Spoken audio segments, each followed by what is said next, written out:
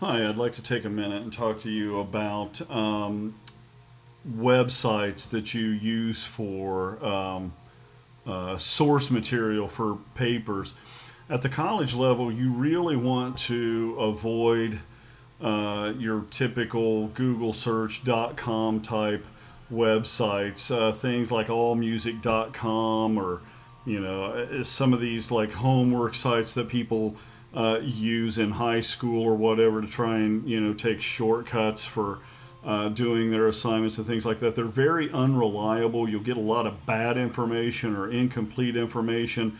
They're not really appropriate to use for a college level paper at all. There's going to be one exception that I'll explain in just a minute. What you really need to do is you make use of the library's resources. Go to the home page of the course. You go scroll down on the left where you've got the links. There's going to be electronic library resources. Click on that, open up a database, and you can do a search for whatever you're looking for. And you're going to get much better information. It really doesn't take that much longer to do that than it would a Google search, and you're going to get better stuff. I'm getting a lot of people put a lot of bad information in because they're using just horrible sources in their writing. So that would be my first go-to when I did any kind of research. Would be the library's electronic resources, or even just go to the library and do a search and find a book.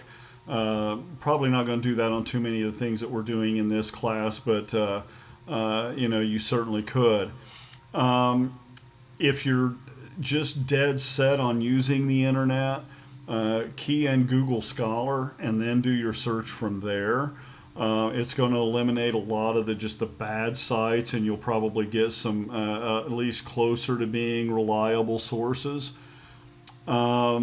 And then the other thing is, if you do end up having to do any online resources, like let's say you can't find it on the library, maybe you do have a hard time finding it on the internet, you want a signed source. And what I mean by that, and I'm going to try and find and put a picture down below to show you what I mean, but with a signed source, it's something that you can actually find the author of the web page. Like in a lot of these, if you scroll, you have no way of knowing who wrote the article that you're finding on the internet. But if you've got a signed source, it will actually attribute it to an author. It'll tell you the person's name. Sometimes they'll even get you might get contact information for that person or whatever. So library resources first, Google Scholar second, signed websites third. But by all means, avoid your .com. There is a last resource. And by the way, also never, ever, ever in your entire academic future cite Wikipedia or any wiki sites on academic writing. If you have any questions, please feel free to reach out and ask.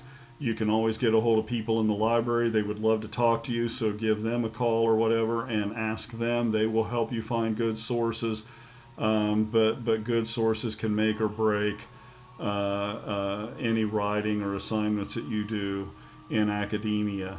So have a good night, and as always, like I said, if you have any questions, please feel free to reach out and ask.